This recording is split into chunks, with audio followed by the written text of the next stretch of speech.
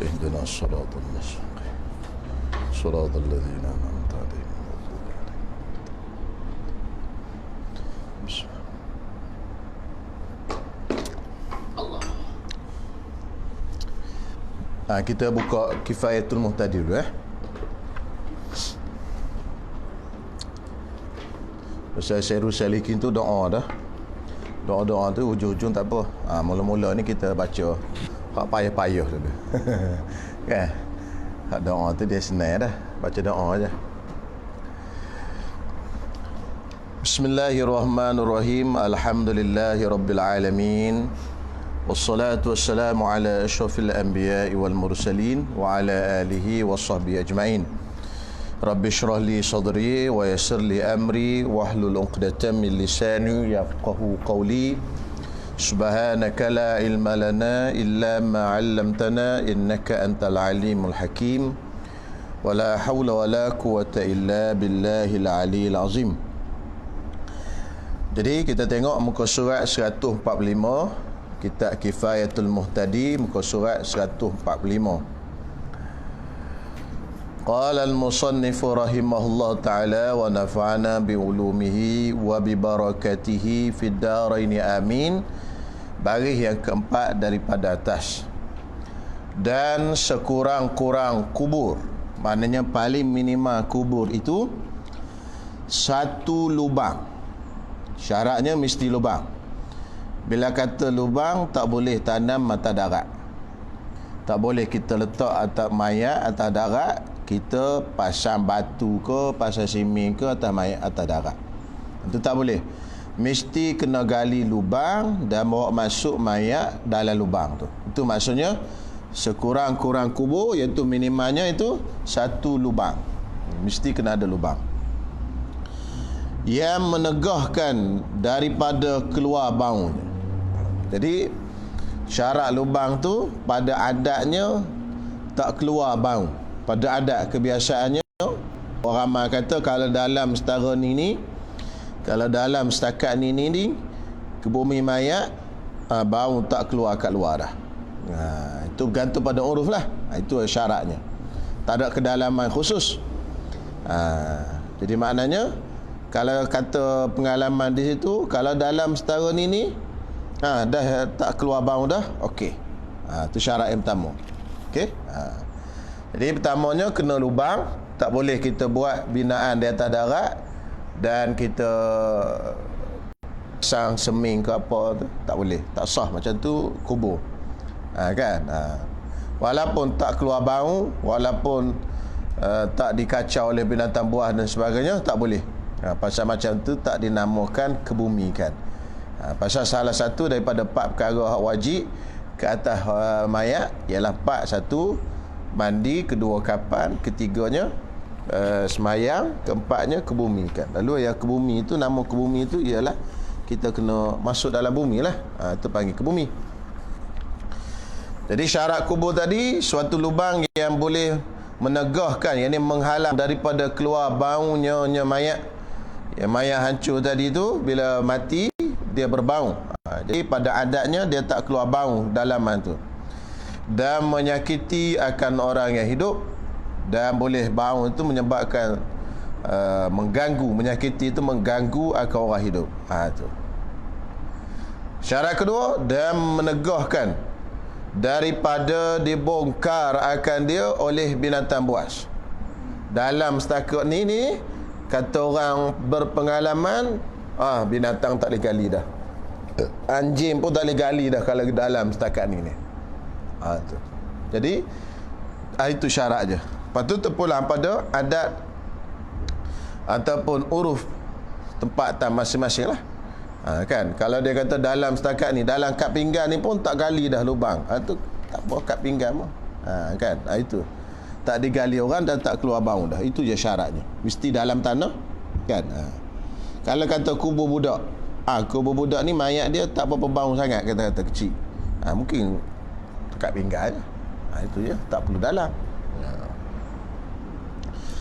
Dan hendak dan di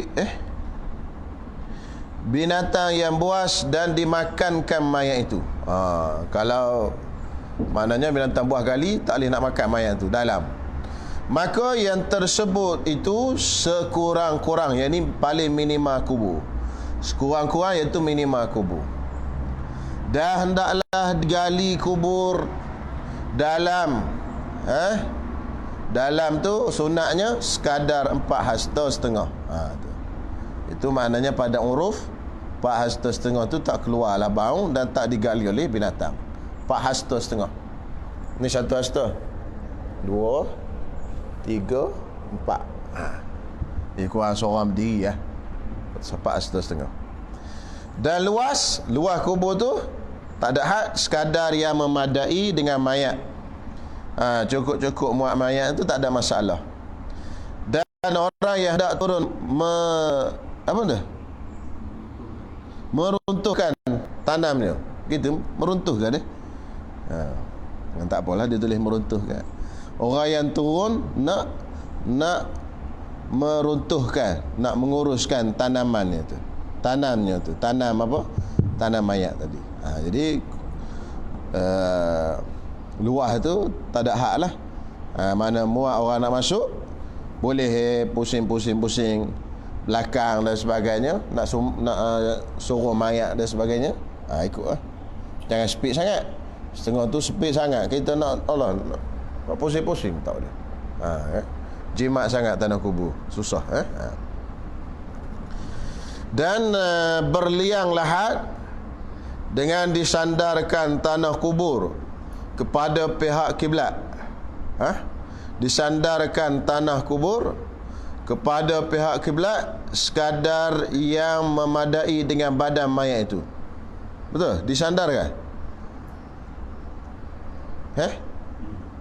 Disandarkan tanah kubur kepada pihak kiblat. Maksudnya tanah kubur tu disandarkan. Disandar tu maksudnya dilubangkan. Kan? Sandar, tapi dia guna bahasa sandar, tak apalah. Dilubangkan tanah tu ke arah kiblat. Bang. Kan? Sekadar yang memadai dengan badan mayat tu.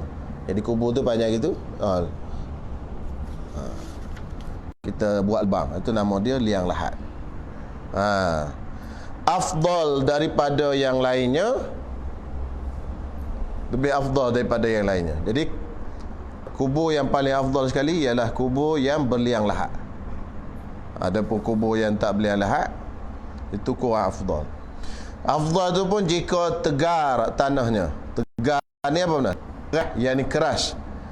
Adapun jika tanahnya rupi ni mudah runtuh, maka yang afdalnya digalikan pada tengah-tengah kubur dan dibinakan di kiri kanannya dengan bata yang tiada bersentuh dengan api atau dengan lain daripada bata, dan ditanamkan mayat itu di dalamnya. Kalau tanah tu kerah, afdal ataupun sunat kita buat liang lahat.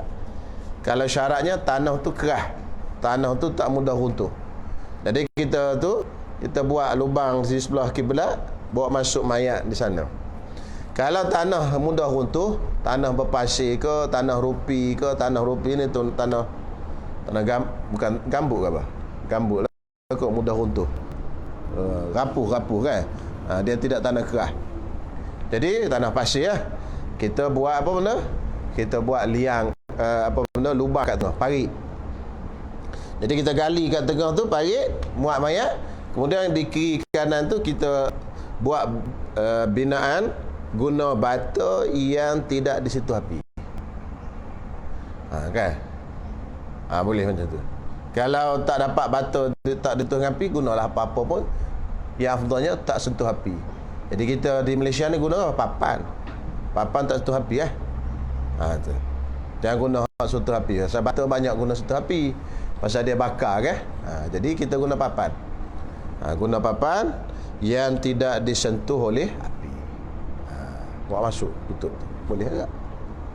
Tutup tengah. Pandai kambuh. Itu kalau kawasan yang mudah runtuh tanah. Kalau kawasan kita sini Sungai Tua ni dah kerah. Biasa kita buat apa? Biasa kita buat liang lahat. Itu sunat paling afdal sekali. Walaupun tanam tengah pun boleh. Tapi kalau nak dibanding dua tu, afdalnya buat liang lahat. Itu afdal, paling banyak pahala. Afdal. Tapi kalau tanah tu jenis tanah mudah runtuh, afdal buat hak tengah lah. Buat parit kat tengah dia panggil. Buat parit, macam parit lubang, buat masuk mayat dan tutup dengan papan. Dan wajib dihadap mukanya ke kiblat. Muka tu wajib menghadap kiblat. Betul? Dan wajib dihadap mukanya ke kiblat. Wajib dihadap mukanya mayat ke kiblat. Wajib hadap ke kiblat. Maka jika tiada dihadapkan ke kiblat, katalah kalau bertanam mayat tadi tak beradap muka ke kiblat, beradap ke langit pula, wajib dibongkarkan kuburnya. Wajib gali semula. Bongkar tu digali semula kuburnya. Dan dihadapkan dia mayat tadi ke kiblat. Dihadapkan dia mayat ke kiblat. Dihadapkan dia kiblat lah, boleh tak? Itu wajib dibongkar tu jika sebelum lagi berubah. Maksudnya mayat tu belum hancur lagi. Kalau mayat dah hancur, tak wajib. Pada pengalaman orang tempatan, mayat ni kalau tanam seminggu dah hancur ke belum? Hancur, tak boleh. Lepas minggu baru kita tahu kata mayat ni tak dihadap ke kiblat. Tak boleh. Pada pengalaman orang tempatan, mayat ni satu hari tak hancur lagi. Kita tanam-tanam, petang baru kita tahu, tak ada kiblat tadi dah. Salah muka. Hak turun dalam kubur tu jenis jahil. Muka entah ke mana pun. Dia kira senang je letak debu, tak apa. Terbalik dia tak peduli. Dia nampak mayat tu terbalik kan? Terbalik muka menghadap ke langit . Malah dah aku kata dia tu. Dia pun tutup tu papan. Lepas tu dia cerita. Tak boleh. Orang kata tak boleh. Lalu pengalaman orang tempatan daripada tempoh ke bumi kepada dia tahu tu, agak-agak mayat tu dah hancur ke belum, berubah ke belum. Kalau belum berubah lagi, belum reput, belum hancur lagi, wajib dihadapkan ke arah kiblat. Kalau dah berubah, tu dah lah, dia dah hancur dah, nak buat macam mana? Dia dah start berubah, reput dah kulit dah. Ni baru. Sebab tu kita sunat mandi guna air bidara dengan air kapur baru. Tujuan mandi air bidara tu supaya daging dia tu lambat kecut. Kapur baru tu daging dia tu lambat dimakan oleh ulat. Ulat datang nak gigit, oi, kapur baru, lari balik dia. Tak ada nak gigit. Okey. Wajib dihadapkan ke arah kiblat. Wajib, tak boleh. Jangan main-main. Dan sunat, hadap kiblat tu sunat. Hadap kiblat tu wajib. Hak sunatnya, sunat digulingkan. Tukar ejaan tu. Digulungkan tu salah. Sunat digulingkan.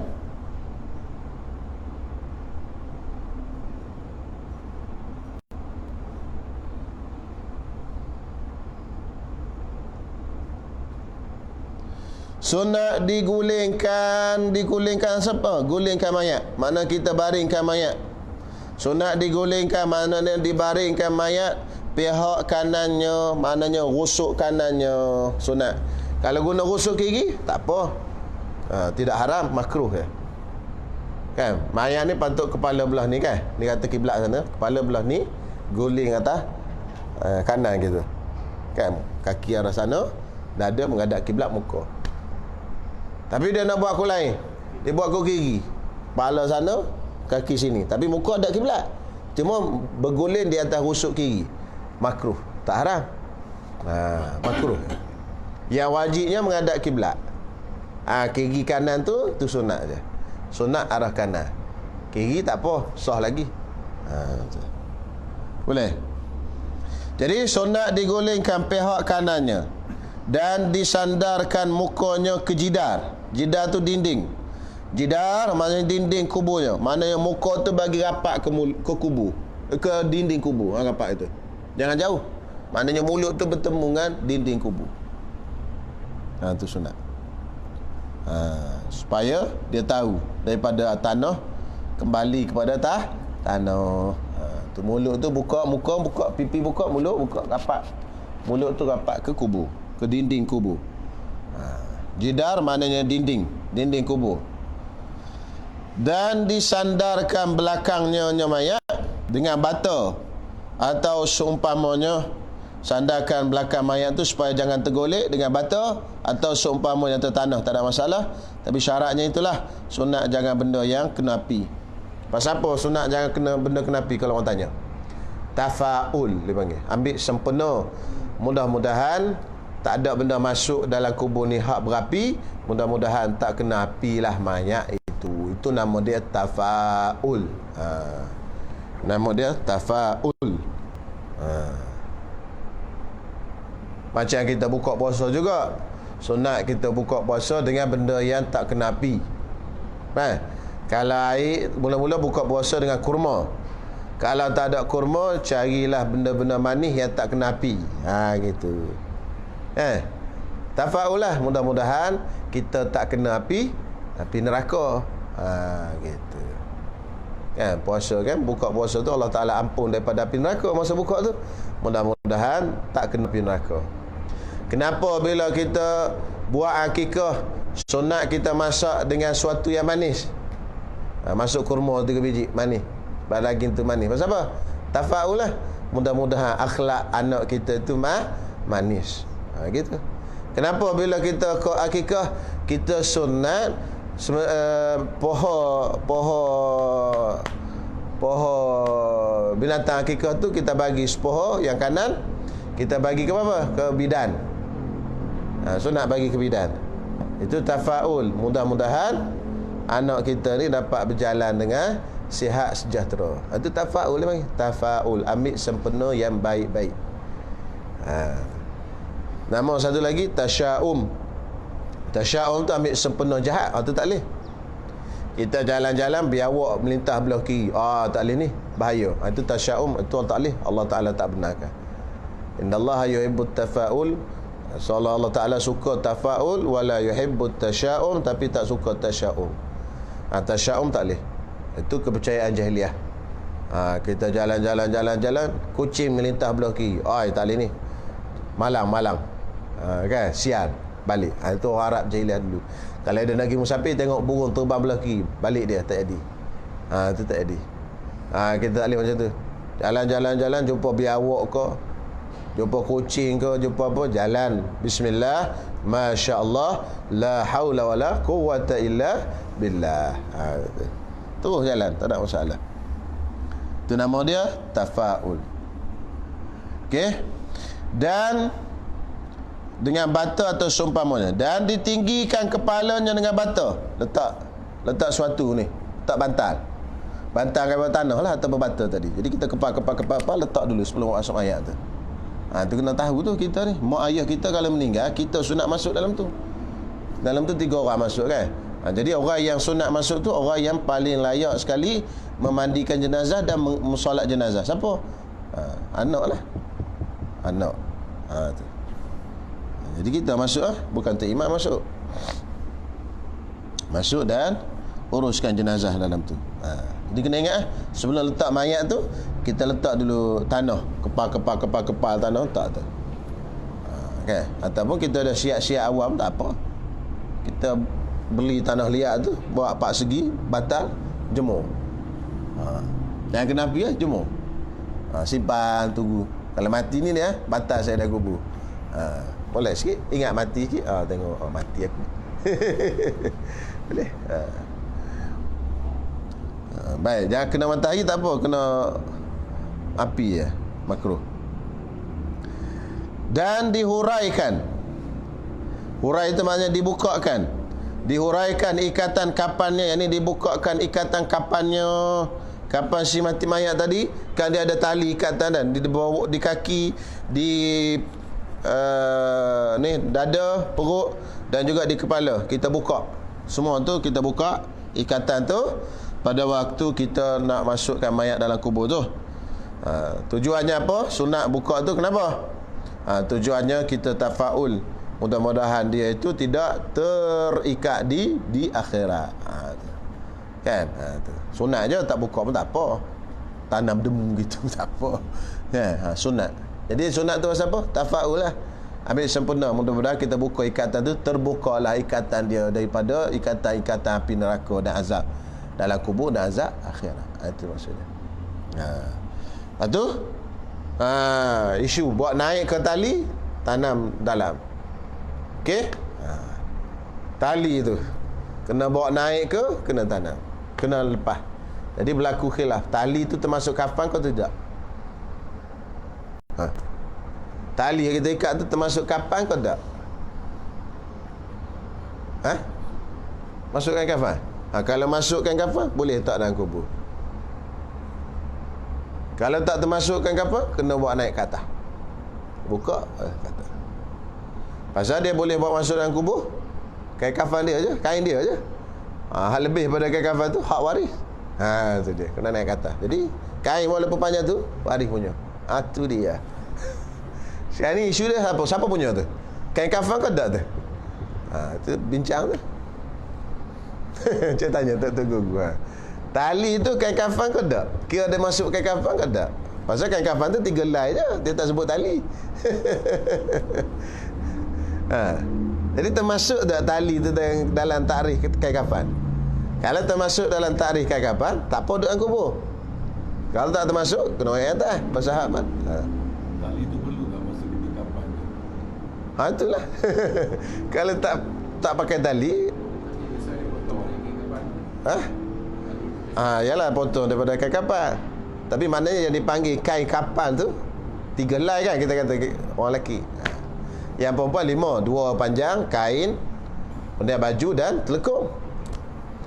Mengikat tu masuk dalam tarikh kain kapan ke tak? Itu. Setengah orang kata ya lah tu, setengah tempat ya. Okey, dia tak, tali tu tak dalam kubur. Setengah tempat kata tak, tali tu bukan. Tali bukan kain kapan kata dia. Kain kapan tu kain tu je. Buat naik kan. Lus dia tak dalam kubur. Tapi kalau dia Kelantan buat naik ke atas. Setengah-setengah ke tempat. Pasal bincang tu. Tengok tak ada benda kecil je sebenarnya. Cuma itulah. Tapi setengah tu guru kan dia warak. Dia kalau buat naik ke atas tu takut salah guna. Buat apa? Buat simak pula. Itu hal lain pula. Macam jual lembu. Jual lembu. Sekali dengan tali ke tak? Tu dia. Dia jual lembu je kan jual sekali dengan tali. Tali tu siapa punya tu? Ulama bincang belaka tu. Kita beli lembu je, bukan beli tali. Tu kita ambil tali. Tu dia. Tali siapa tu? Okey. Yalah, tapi aku jual lembu ni dengan harga 2,500. Dia kata akadnya lembu je, tali tak akad. Tu. Jadi kalau kita tak fikah, tali tak masuk. Pasal tu di Kelantan buat korban kan, sembelih tali buka bagi tuan balik. Allah, tali je kira. Di kampung kira belakang tali pun nilai. Dia beli dengan duit kat tu. Walaupun RM10, RM20 pun kira duit belakang, harta tu. Sebab tu lembu, kalau beli lembu, adakah beli lembu tu masuk dengan tali sekali, ataupun lembu saja beli, tali tak? Kalau dalam kitab fiqh, tali tak masuk. Tengok dalam Matlail Badrin, tali tak ada masuk. Tu. Tapi kita buat korban ni kira dah senang kira sekali dah tu kan. Ikut adat lah, urus tepat masing-masing agak kot. Supaya agak jual ayam tu kena hati-hati. Kalau nak berniaga ayam nanti, kita timbang sekor. Potong, tolak hati, tolak kaki masuk dalam besen kita. Orang bayar sekali sekor. Kita tak tanya pun tuan dia. Kaki tu milik tuan dah, masa dia kira sekali dah. Bukan dia potong dulu baru dia timbang. Dia timbang semua sekor. Kalau nak tolak masuk dalam besen kita pun, tanya lah, kaki macam mana? Hati macam mana? Tuan dia kata, tak apalah, bagi sedekah lah. Sedekah tak apa. Bila sedekah, baru boleh kita jual, tuan jual. Ni, tek, dia tak tanya tu. Orang tu tak nak kata tu. Izin tu perlu di mulut. Kita kan mazhab Syafi'i kan, izin di mulut. Melainkan hak biasa kita beli dah hari-hari dah, macam Farouk beli dengan ustaz hari-hari. Dia tahu dah, dia tak nak kaki dengan hati kan. Tahu dah tak apa. Tu muamalah tu betul. Kan. Ni kita pun tak kenal dia. Okay. Ayam seekor timbang. RM10. Kita pun salah kaki tu kita jual pula. Betul tak? Orang beli pula kaki tu. Hati limpah tu. Kita jual barang orang, mana boleh? Orang tak bagi sini lagi. Itu dia. Kena hati-hatilah bab kita. Tanyalah sepatah. Hati limpah? Hati, pedal, kaki? Tak nak. Okey, baru boleh. Cakaplah sepatah. Kalau hal biasa dah tak apalah. Tahu dah muka ni tak nak ni. Kata dia. Dia cam dah kita beli selalu dah. Qarinah tu tak apa boleh pakai dah. Qarinah tu tanda. Diuraikan. Urai tadi tu sunat. Pasal apa? Pasal apa benda? Tafaul. Lepas tu buat naik ke atas ke bawah tu perbincangan lah. Tok guru, setengah tok guru dia bincang benda tu. Dia kata adakah tali tu termasuk kain kafan atau tidak. Kalau termasuk kain kafan, tak apa. Dan kubur pun kalau tak termasuk kain kafan, kena bawa naik ke atas. Pasal yang masuk dalam kuburnya kafan dia je. Kan? Hak tak kafan dia tu tak boleh. Bincang. Kan? Kalau misal kata dia terbawa cincin. Kan? Katalah tak buang cincin. Mandi mayat terlupa. Ataupun subang. Masuk dalam kubur. Tengok-tengok. Tinggal subang. Maka tengok cek mayat dah hancur belum. Kalau belum hancur lagi tak menjatuh kehormatan mayat, maka gali balik. Waris kata nak subang tu mahal tu, 10,000 subang. Sama mana tak tahu subang. Alah, takut subang macam orang Sabah tu. Faham tu. 10,000 kata dia. Kena ambil pasal harta orang hidup. Kan. Gali balik. Gali keluar balik. Tapi kalau mayat tu kira dah hancur tak boleh lah pasal menjatuhkan marwah marwah mayat tu. Baik, dan dihuraikan ikatan kapannya kemudian daripada dihantarkan pada kuburnya. Dihantar mana kemudian daripada letakkan kubur, bukalah kapan. Dan makruh dihamparkan baginya bagi mayat tu tilam. Makruh buat tilam dalam kubur atau seumpamanya tikar ke apa, makruh. Dia di atas tanah lah, daripada tanah kembali kepada tanah. Habis. Dan sunat ditakziahkan ahlinya. Takziah ni maksudnya ucap, yakni minta daripada ahlinya membanyakkan sabar. Tu. Bukan kita kata takziah lah. Tu. Tak bertepat lah. Yang patut kita kata sabarlah. Itu takziah tu. Lagu tu sebenarnya. Kalau kita kata takziah lah, tak apa nak kena mana. Jadi takziah tu macam kita kata baca basmalah. Tu basmalah. Bacaannya bukan basmalah, bacaannya Bismillahirrahmanirrahim. Gitu. Takziah tu maksudnya ucapan untuk suruh ahli keluarga dia sabar. Kita kata sabarlah ujian Allah Ta'ala. Kira dapat pahala tu takziah tu.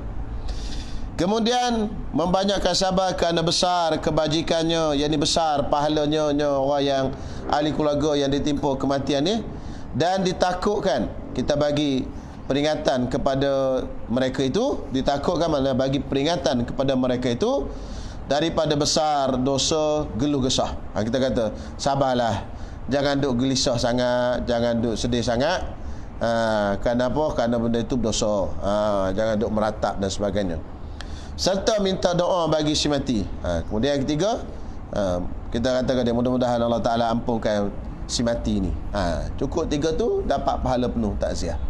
Pertama, azamallahu ajrakum wa ahsana azakum, dan Allah Ta'ala memperelokkan keadaan kamu, keadaan takziah kamu ni, wa ghafara limayyitikum, dan Allah Ta'ala ampunkan dosa si mati kamu. Jadi kita pun kalau sebut tiga benda ni pada waris, dapat pahala penuh. Kalau sebut satu, dapat satu. Tiga dia. Kalau kita kata sabarlah, dapat satu. Sabarlah dan jangan kita duk geluh gesah sangat. Dosa besar tu. Dua. Kalau kita kata sabarlah dan jangan gelisah gesah, mudah-mudahan Allah Ta'ala ampunkan dosa si mati ni. Dapat tiga.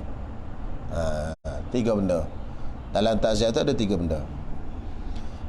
Minta doa bagi si mati dengan ampun, dan masa takziah itu dalam 3 hari kematian. Dalam masa takziah itu 3 hari daripada hari kematian kalau kita ada di situ. Kalau kita tak ada di situ, 3 hari daripada kita tahu. Lepas pada 3 hari dah tak sunat takziah. Pasal mendatangkan lagi kesedihan pada dia. Dah sebulan dah kita pergi jumpa takziah. Tak boleh. Padahal duk jumpa hari-hari tu surah dah. Sebulan takziah, oh teringat pula kawan tu sedih balik. Tak boleh. Melainkan kita tak tahu, kita duk jauh dan sebagainya. Selepas daripada kita tahu, 3 hari daripada hari tahu tu, ucap takziah. Dalam tempoh 3 hari. Supaya tidak berpanjangan sedih tu. Ni setahun pun takziah lagi. Jumpa tu. Takziah. Takziah. Allah jam kawan tu. Hari-hari sedih. Ada teringat Allah sedihnya aku. Tak boleh lah kan. Orang Islam ni kita tak boleh menyedihkan orang supaya dia tak teringat. Baik. Dan sunat pula dibaca talqin. Mazhab kita Imam Syafi'i sunat baca talqin. Tu dia. Khilaf lah talqin ni. Daripada dulu, kini dan selama-lamanya. Khilaf talqin ya Allah. Ada. Apa khilafnya? Benda sunat ke? Benda sunat dalam mazhab Syafi'i, tak dalam mazhab lain tak sunat. Jadi jangan duk bergaduh lah. Benda tu ada khilaf, ada dalil masing-masing.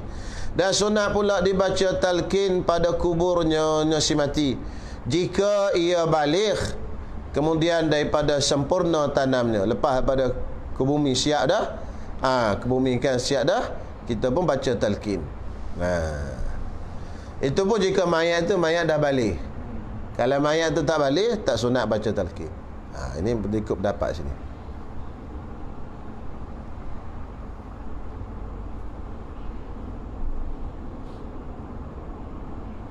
Jadi orang balik, walaupun balik itu mati syahid, mati syahid pun sunat talqin mengikut Ibn Hajar. Tapi mengikut Syekh Ramli, kalau orang yang mati syahid tak sunat baca talqin, pasal tak perlu dah, pasal dia ni dah confirm sempurna syurga. Kan? Jadi khilaf. Orang yang mati syahid sunat juga talqin pada pendapat Ibn Hajar, tapi pada pendapat Imam Ramli tak sunat. Okey, baik.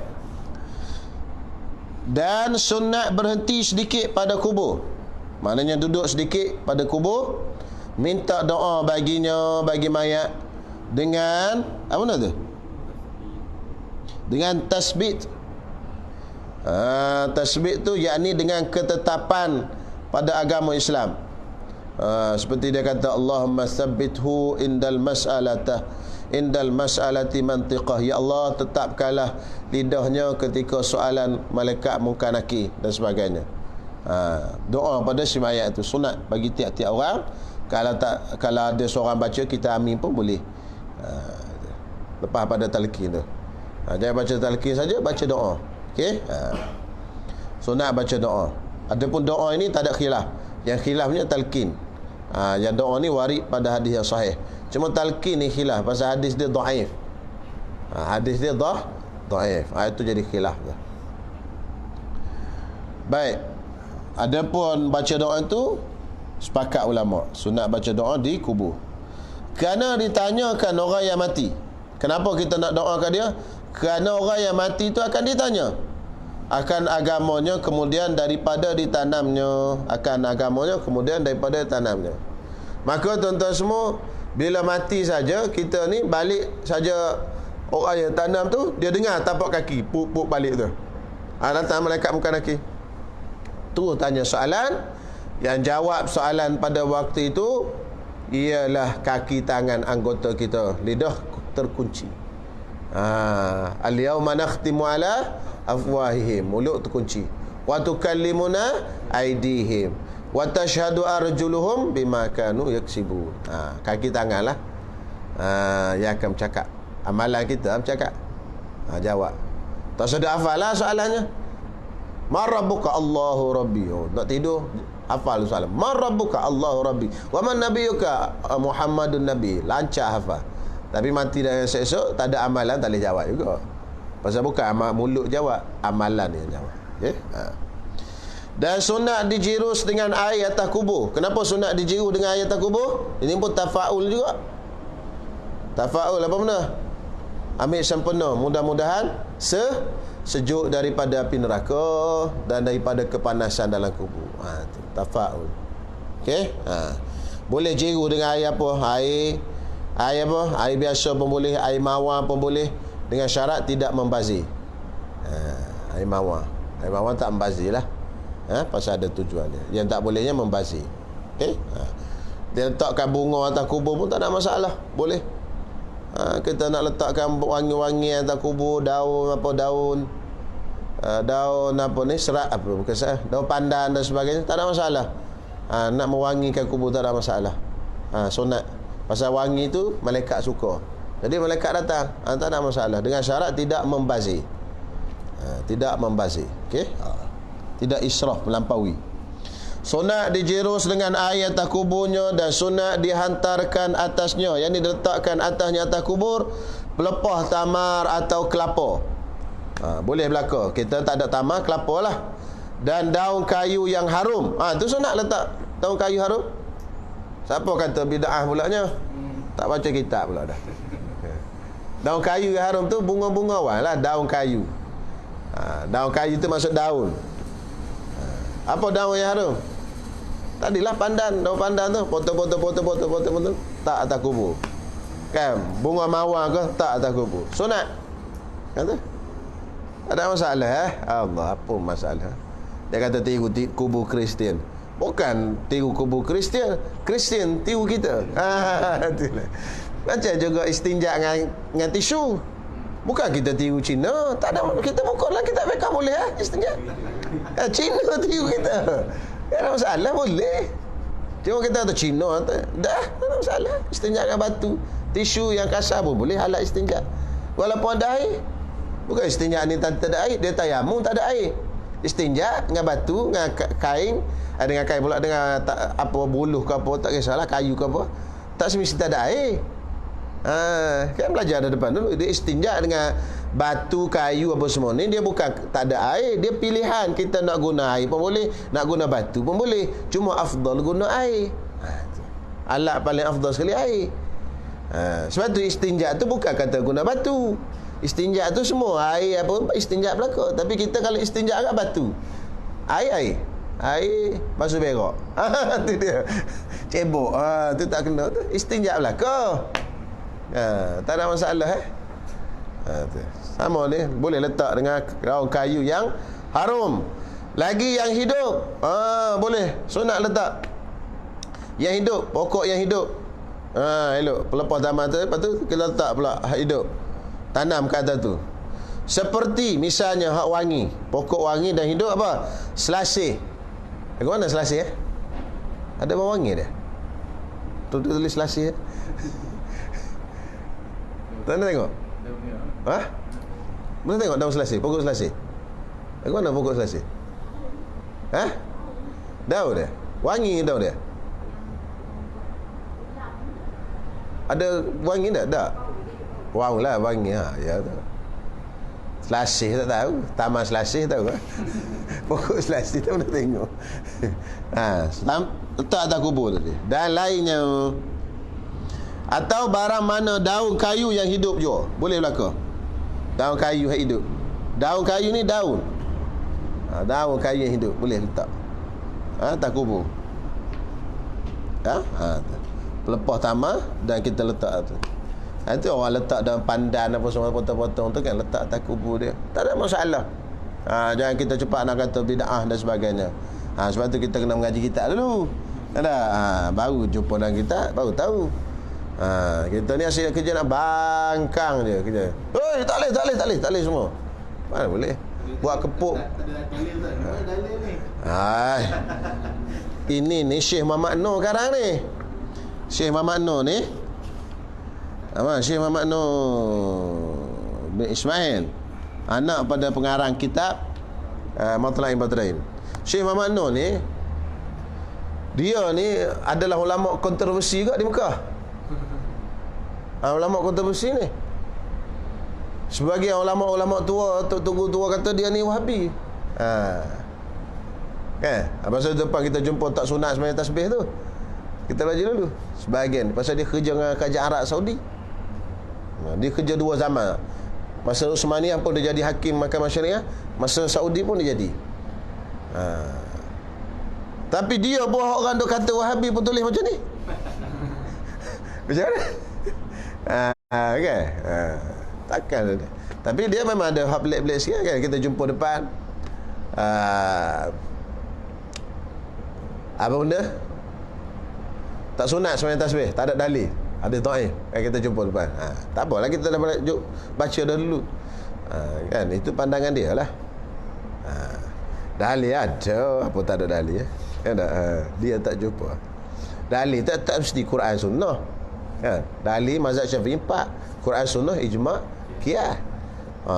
Mazhab lain lagi banyak. Qaulus sahabi, amal ahli Madinah, istishab, istihsan, masalihil mursalah. Lagi banyak. Mazhab kita 4 je. Quran sunnah, ijma', qiyas. Mazhab Maliki berapa? 7 ke apa? Amal ahli Madinah. Lagi istishab, istihsan, masalihil mursalah. Banyak lagi dalil. Bukan Quran sunnah saja. Ni kalau dalil Quran sunnah. Itu salah, tak mengaji usul fiqh. Dalil kan 4. Dalil hukum Quran, sunnah, ijma', qiyas. Ada yang hadis dia dhaif tapi dah diijma' kan. Kan ada yang tak ada dalam Quran, dalam hadis betul-betul sebut tapi dikiaskan. Macam mazhab 4 sepakat, kata orang tinggal semayang dengan sengaja wajib qada. Wajib qada. Tak ada sebut dengan dalil Quran dengan hadis.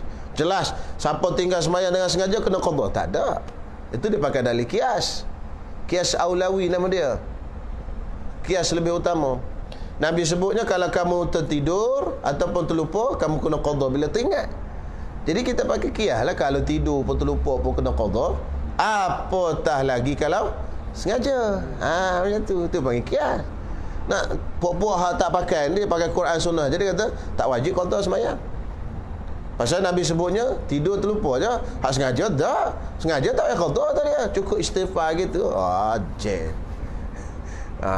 Itu dia panggil tak pakai Quran dalil.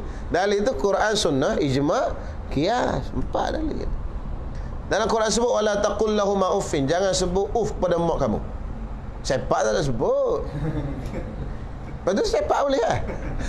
Kalau dah uf pun tak boleh, maksudnya sepak lagi tak boleh. Lepas tu nak cari dalil sepak tak jumpa.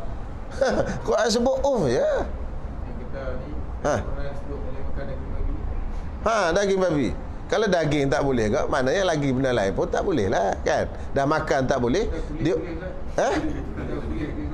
tu tu pening kepala tu. Dia tak pakai kias. Jadi ada kias aulawi. Macam anjing.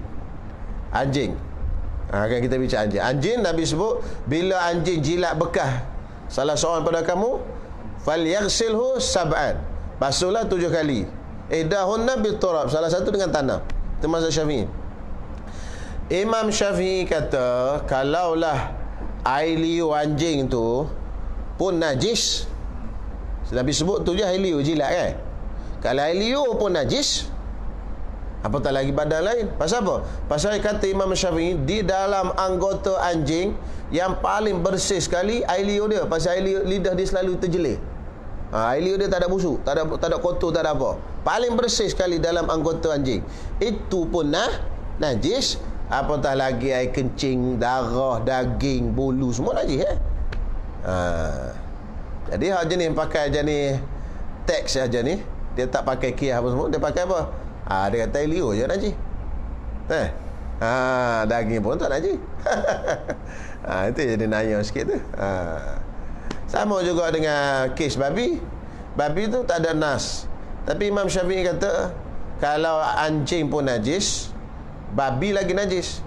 Pasal binatang dalam dunia ni yang tak boleh tak boleh ambil manfaat langsung ialah babi. Sebab itu bila Nabi Isa turun akhir zaman nanti, babi bunuh. Binatang lain tak bunuh, babi bunuh. Pasal tak ada manfaat apa, tak boleh guna apa pun. Bunuh pun tak ada berdosa. Kan? Binatang yang kita disuruh bunuh. Lalu kalau anjing pun Allah Ta'ala kalau anjing pun dah najis macam tu, kata Imam Syafi'i, babi lagi najis. Akhassu halan dia panggil, lebih kotor, lebih jijik daripada anjing. Gitu dia panggil kias aulawi. Padahal anjing tu boleh digunakan dalam 3 tempat kan. Babi tak boleh guna langsung. Gitu. Anjing yang boleh diguna 3 tempat pun najis dalam hadis tadi, apatah lagi babi. Najis juga. Hak makan tu memang sebut lahma khinzir, daging khinzir tu dalam Quran. Hak najis tu. Najis tu datang daripada mana? Tu datang daripada qiyas tadi. Tu dia banyak sumber hukum ni. Dia bukan main Quran sunnah je. Orang sekarang kalau mana dalil? Dia dah ingat dalil tu Quran sunnah je. Itu yang dipunah kerana habis tu. Kan? Dalil nak nampak sebiji ada sebut. Lagu tu kak. Sikit lah hukumnya. Kan? Sempit lah hukumnya. Lagu tu. Baik, wallahualam. Panjang pula. InsyaAllah akan datang baca kitabuz zakat. Kitab zakat. Ini kita tinggal dulu lah tajul urus pasal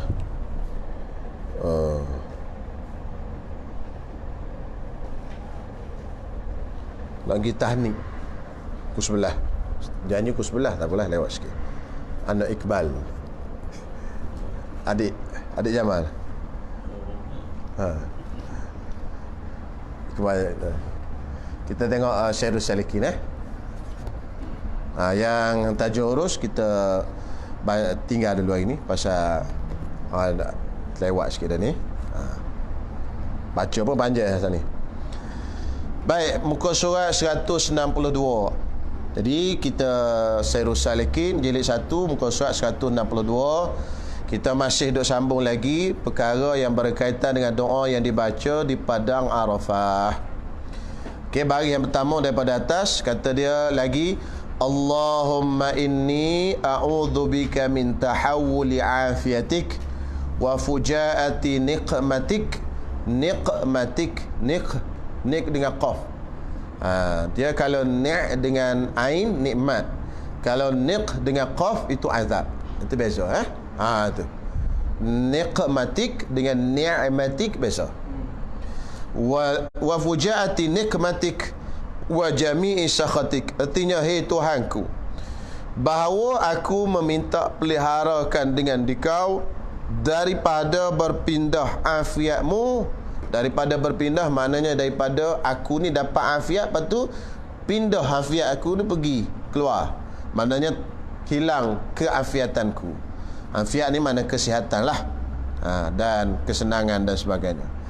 Dan daripada terkejut seksamu. Seksamu, baca tu.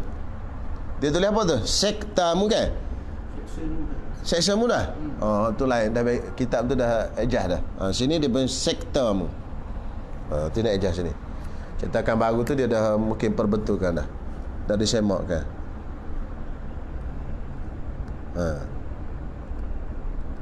Seksamu. Okey? Minta jangan datang seksa secara terkejut. Mana jangan datang bala secara terkejut. Tiba-tiba. Terkejut tu secara tiba-tiba.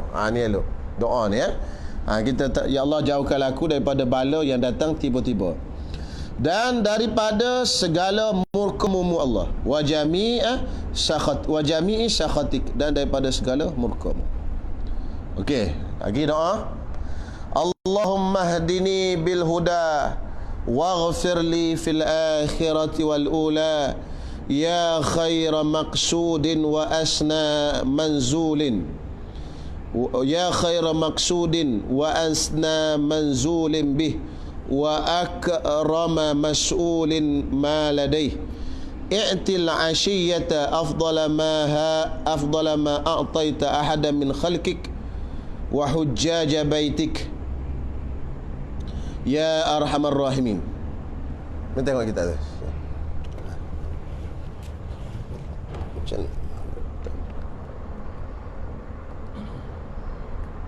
okey. Sama. Okey. Apa benda? Artinya, hei Tuhanku, beri olehmu akan daku petunjuk dengan petunjukmu, dan ampuni olehmu bagiku di dalam akhirat dan dalam dunia.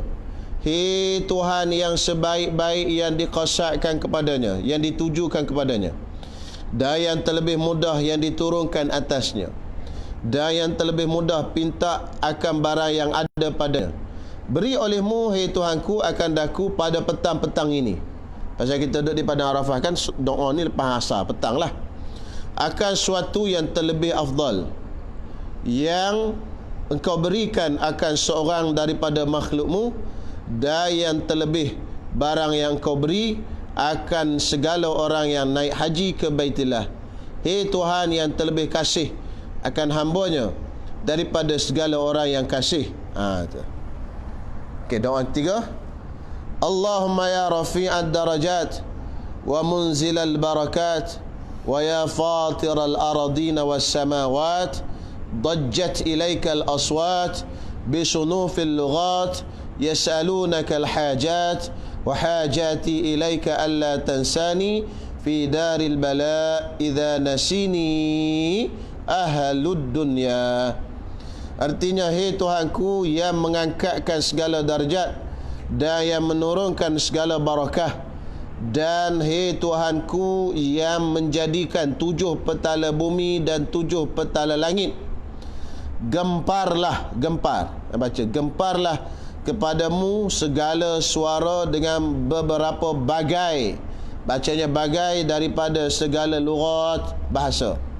Maknanya dah bermacam-macam bahasa minta doa kepadamu ya Allah. Padahal memohon mereka itu akan dikau segala hajat, dan adalah hajatku kepadamu. Aku sekarang ni nak pohon kepadamu ya Allah, apa benda? Bahawa jangan engkau lupakan daku di dalam negeri yang fana, ini negeri akhirat nanti, di negeri yang fana, negeri dunia ini, apabila melupakan akan daku oleh segala isi dunia.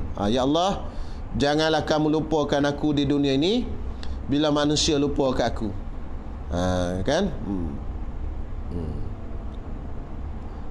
Negeri yang fana ni akhirat, dunia dia, bukan akhirat, alam kubur. Silap.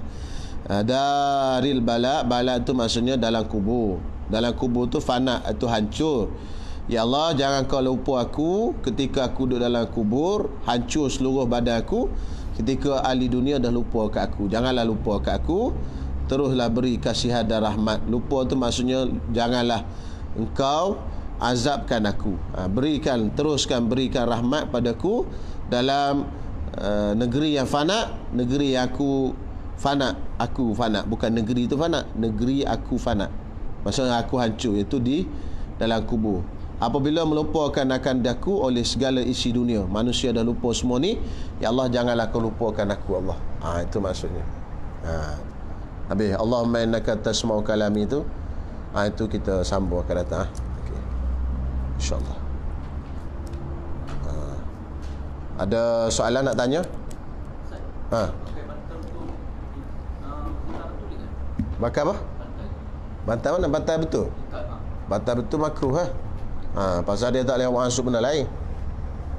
Buat asup benda yang bertanah, lepas tu berkaitan dengan dia lah. Termasuk kan tadi kan tilam pun makruh, dan perkara-perkara yang seumpamanya. Dia tanah je lah. Papan tak apa lah, pasal nak menutup kena. Daun-daun kayu. Tujuannya? Dia bukan daun kayu tu. Daun kayu tu nak tutup lubang tepi ya. Supaya tak masuk tanah dalam. Haram. Papan tu memang kena tutup, wajib. Papang tu wajib. Pasal haram kabuh tanah atas mayat, pasal dia panggil menghina mayat. Tu. Itu bab wajib papan tu. Atau benda-benda lain lah, tak kisahlah. Yang hancur lah kita kata. Hak tak hancur tak boleh lah. Mana besi tak boleh tak hancur. Papan lah kayu. Pasal kalau kita tak letak kayu, kambuh mayat tu terus kena ke mayat. Itu tak boleh menghina mayat. Itu wajib.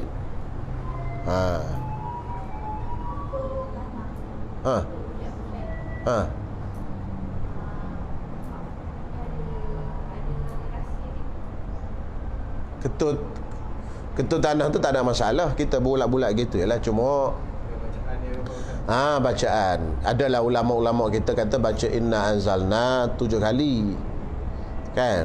Tu ulama-ulama kata melalui pengalaman dia orang je lah. Dalilnya, nasnya tak ada. Cuma disebut dalam kitab-kitab, mungkin mimpi lah kot. Mimpi ni boleh kita buat sebagai panduan je lah, tak ada lah kata hujah. Jadi kalau kita katalah mimpi ni, ada beberapa bab kita boleh guna mimpi, cuma bukan boleh buat hujah. Kan? Contoh kita kata kita bermimpi. Kalau kita baca begini-gini besok hari, selamat daripada accident. Kan? Kita pun baca ayat sekian. Dan kita pun selamat sungguh daripada bala, daripada rimau ke depan dah. Itu mimpi. Itu tak ada masalah. Banyak pun ulama mimpi gitu dan kita amalkan. Kan? Contoh hizib bahar. Kan? Hizib bahari tak ada dalam doa pun, tak ada dalam hadis pun. Jadi ilham tu bukan mimpi pun, ilham daripada Allah Ta'ala bagi ilham pada Syekh Abu Hasan Syazili. Jadi dia pun karang-karang dan pada dia baca tu laut pun tak bergelora. Dengan ilham, hati dia pun bersih, hati ulama kan. Jadi dapatlah benda tu. Jadi kita amal. Salah ke? Tak salah. Kita duk amal hizib bahar tu kan, ya Syekh Nuruddin bagi ijazah tu. Itu maknanya dia bukan, adalah doa-doa Nabi tu, tapi mana daripada awal sampai akhir tu bukan daripada Nabi. Itu daripada ilham yang Allah Ta'ala beri kepada Syekh Abu Hasan Asy-Syazili. Jadi diamalkan. Dan ada mujarab, ada klub. Jadi katalah ada ulama mimpi, kan, dia masuk dalam mimpi, katakan dibaca itu, dan pasal disebutkan dalam kitab-kitab kan, dibaca itu dapat meringankan azab kubur. Jadi kita baca, tak ada masalah. Apa yang kita baca pun bukan daripada jampi mentera serapah dah, ayat Quran. Cuma nak sandar kepada Nabi tu tak boleh lah, pasal tidak ada riwayat yang sahih. Gitu. Cuma boleh kita kata, bolehlah kita nak amal sekadar mujarrabat. Dia panggil mujarrabat, pengalaman. Mujarrabat tu pengalaman. Kan, buku mujarrabat, mana buku pengalaman. Ulama baca begini sembuh. Rawatan pun mujarrabat lah. Kan, rawatan ni dia masuk mujarrabat lah. Kita merawat kan. Baca kulna ya narukuni bardan wa salaman ala Ibrahim. Baca kat orang panah, orang kena air panah, tiup, hilang panah. Padahal tak ada pun disebut dalam hadis baca kulna ya narukuni tu. Kan? Cuma mujarrabat, pengalaman. Orang baca sembuh, orang baca sembuh. Gitu. Jadi mungkin kita masuk dalam mujarrabat lah tu. Tak ada, boleh. Ada juga ulama sebut baca ayat inna anzalna 7 kali tanah tiup tak masuk, boleh meringankan azab kubur bagi si mati tu. Mudah-mudahan lah. Cuma tak nak kata Nabi kata begitu, tak boleh lah, pasal dia bukan daripada Nabi. Okey. Ya. Kalau macam mati sebelum dia mati dia wasiat suruh pakai kain simpan dia, macam sebab dalam kitab tak ada seperti tidak tahu lah. Gini, dia kain kafan ni ada 4 hak. Kita sebut kuliah lepas kan, ada 4. Yang pertama hak Allah. Hak Allah tu tak boleh nak buang, tak boleh nak digugurkan sama sekali. Hak Allah tu maksudnya memang hak Allah, hak dia ke atas si mayat tu. Jadi kita tak ada siapa-siapa boleh gugurkan. Dia tu tutup aurat daripada pusat sampai ke lutut. Itu hak Allah. Kalau lelaki lah.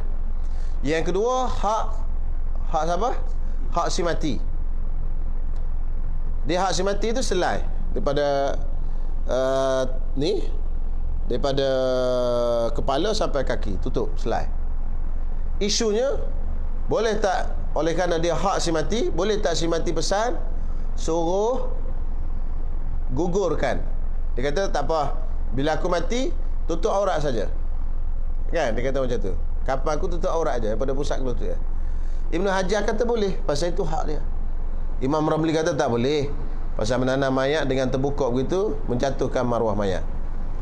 Jadi tak boleh. Jadi Ibn Hajar dengan Ramli khilaf situ. Yang ketiga hak siapa? Hak pemiutang. Hak pemiutang tu lebih daripada 3 helai. Jadi kalau lebih daripada 3 helai, maka tak boleh. Kalau pemiutang tak benarkan dan hutang tu melebihi daripada harta pusaka. Okey. Yang keempat hak waris, lebih daripada boleh. Hak waris. Hak waris yang keempat. 3 atau 5 helai. Itu hak waris. Lebih daripada tu waris boleh Kan? Contoh kalau 3 helai. Dia kata 3 helai. Waris kata okey, setakat 3 helai saja. Nak lebih daripada 3 helai saya tak bagi. Maka tak boleh Sekarang ni nak masuk serban. Nak masuk serban tu lebih daripada 3 kan? Serban satu jadi 5 berapa Kopiah satu, serban satu, 5 kan? 5 helai. Serban tu 1 helai, kopiah 1, jadi 5. Boleh tak nak orang masuk 5 tu? Boleh, dengan syarat kerana lebih pada 3 helai tu hak si waris. Dengan syarat si waris semua setuju. Dengan syarat si waris semua setuju. Jadi kalau si waris kata okey, boleh. Kalau si waris kata tak boleh. Pasal apa? Pasal bila lebih daripada 5, lebih daripada 3, 4 dan 5 tu, itu dia jadi harta, dia setakat 3 je. Jadi itu hak waris lah. Jadi kalau dia kata dia tak bisa, bila masuk 4, 5 tu dah mengurangkan harta pusaka dia.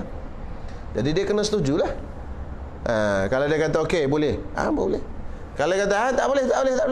Boleh sampai 3 lah. Jadi nak masukkan serban tu hak waris. Lebih pada 3. 4 dan 5 tu adalah hak waris. Pasal apa? Pasal dia kena tanya dia tu pasal mengurangkan harta pusaka dia. Alah, berapa ringgit je? Berapa ringgit pun duit kan? Boleh. Jadi tu. Kalau ada jenazah hadas besar, belum mandi hadas dulu kan? Kalau ada jenazah hadas besar, tamu kita nak tahu macam mana kita tahu dia hadas besar. Mungkin bini dia bagi tahu kan. Malam tadi tak mandi wajib. Jadi mandi ni sekali je. Tak payah mandi banyak kali. Sekali mandi jenazah tu dah memadai. Sama juga masa hidup pun. Masa hidup kalau berlaku 2 benda. Katalah malam ni dia bersetubuh. Dia bangun pagi, dia nak mandi wajib, tengok datang darah haid. 2 kan? Habis nanti berhenti darah haid, dia kena mandi berapa kali? Sekali ya. Tak payah 2 kali. Kan? Ataupun contoh dia ni tengah mengandung. Dia mengandung ni. Malam tu suami dia bersetubuh dengan dia. Lepas suami dia bersetubuh, tak sempat nak mandi wajib lagi, dia pun datang darah haid. Pasal orang mengandung pun boleh datang darah haid dalam mazhab Syafi'i. Datang darah haid. Datang darah haid dia tu tak sempat berhenti darah haid, bersambung dengan salin. Berapa dah sekarang ni? 1 subuh, 2 darah haid, 3 salin. Lepas pada bersalin datang darah nifas. Tak mandi lagi ni. Datanglah darah nifas. Duk tengah-tengah datang darah nifas, 4 dah. Duk tengah-tengah datang darah nifas, mati dia. 5. Sekarang ni jenazah ni mandi berapa kali? Sekali ya. Tak ambil. Tu. Boleh jadi 5. Tak payah. Ni hak bersetubuh sekali. Ni hak haid 2 kali ya. Tak payah. Sekali ya. Boleh. Ada soalan lain? Adakah ada mandi wiladah sekiranya masih ada hadas besar seperti darah nifas tadi tu? Adakah ada mandi wiladah sekiranya ada nifas? Salah satu daripada perkara yang haram kita buat, haram kita mandi kan? Ialah ketika dalam keadaan kita datang darah haid dan nifas. Kita buka kitab Hidayatus Sibyan. Ada 11 perkara yang diharamkan ketika orang datang haid dan nifas. 11. Salah satu daripada 11 itu adalah bersuci. Bersuci haram bagi orang yang datang darah haid dan datang darah nifas. Pasal apa dia haram bersuci? Pasal dia bersuci pun tak sah. Jadi orang yang tala'um, dia panggil bermain-main dengan ibadat ni, tak boleh. Haram. Jadi dia niat bersuci tadi tu haram. Jadi dia tak boleh mandi pasal darah nifas ada. Tak boleh mandi. Walaupun memang mandi wiladah tu ada, mandi kerana bersalin, wiladah tu bersalin. Tapi oleh kerana darah wiladah tu ada, tak boleh dia mandi. Pasal mandi ketika ada darah haid dan nifas itu haram. Contoh sekarang ni kita tengah ada darah haid, kita pun mandi. Saja aku mengakak hadah haid kerana Allah Ta'ala, tak boleh. Itu haram. Pasal bermain-main dengan ibadat. At-tala'ub dia panggil, main-main dengan ibadat. Main-main pasal apa? Bermain-main tu kerana apa? Kerana ibadat kita tu tak sah. Pasal ada darah kita mandi tak sah. Sama juga dengan kita semayang tak ada wudu. Haram. Haram semayang tak ada wudu Bukan sekadar tak sah, haram. Kita tak ada wudu, kita pergi semayang Allah saja-saja, haram. Pasal main-main dengan ibadat, tak boleh. Jadi sama tadi, dia tengah darah nifas, tak sah mandi dia. Pasal ada darah, mandi tak sah. Kerana ada manik ibadat, tegahan daripada ibadat, kan? Jadi tak boleh nak mandi. Bila tak boleh nak mandi, dia mandi juga, haram lah. Jangan mandi. Ni salah banyak orang ni, betul, banyak orang ajar salah ni. Dia ajar dah bersalin, mandi dulu. Nipah dah ada apa? Mandi, kata dia. Pasal mandi bersalin. Nanti kita kering dah nipah, mandi pula. Oi, macam mana lagu tu? Ya Allah. Salah tu. Salah berat tu. Ajar orang buat benda haram. Mana boleh? Wuduk pun tak boleh kalau kita dah tahid. Pasal wuduk tu mengangkat hadah kecil. Sekarang ni kita ada hadah. Macam mana nak mengangkat? Hadah besar pun ada. Tak sah. Salah satu daripada syarat sah berwuduk dan mandi ialah suci an-naqa'u minal haidhi wan nifas. Suci daripada haid dan nifas. Kan ada syarat-syarat sah wuduk dan mandi kan? Sekarang ni kita tengah bernifas, berhaid.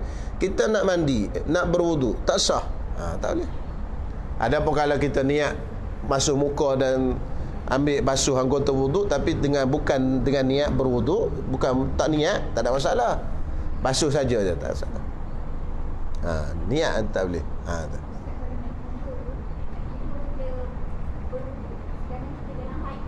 Tak boleh tak boleh. Haram. Pasal haid wuduk kita tu tak sah. Kita ada manik, tegahan tu. Jadi kita untuk buat juga benda yang pada waktu itu kita buat ibadat yang tak sah, tak boleh, haram. Buat ibadat yang tak sah tak boleh, haram. Kita tahu dah ibadat tak sah. Semayang tak ada wudu, kita tahu dah tak ada wudu, kita boleh ambil wudu, bukan darurat apa, kita buat juga tak sah. Kan? Haram dan tak sah. Bukan tak sah saja, haram. Kita pagi-pagi kita mandi wajib. Malah mandi wajib semayang subuh dulu. Allahu Akbar. Haram dah tak sah. Haram tu bukan kerana tak sah, haram. Kita mandi atas sejuk. Mandi sejuk. Tak boleh. Itulah dia punya bandingannya. Mana dah boleh kita semayang subuh tak mandi wajib. Mesti kita mandi wajib dulu. Jadi sama sekarang ni kita nak ambil wudu. Salah satu daripada syarat sah wudu adalah suci daripada haid dan nifas. Tak boleh. Adapun kalau kita sekadar basuh saja, tak niat, tak apa. Tak usah ambil lah. Sama macam semayang juga, tak boleh semayang dah zahid. Dia benda-benda yang dilarang, ada 11 semua. Biasa kita sebut 8, tapi kita hadith dia tambah sampai jadi 11. Dia tambah lagi talak. Talak 9, bersuci 10. Apa satu lagi dia jadi 11 semua, tak ingat. Dia kalau hak detail 11. Okey, insya-Allah. Tak ada dah soalan situ? Tak ada dah. Tak ada kot. Wallahu a'lam lah. Kita nak pergi tahnik pula ni. Insya-Allah.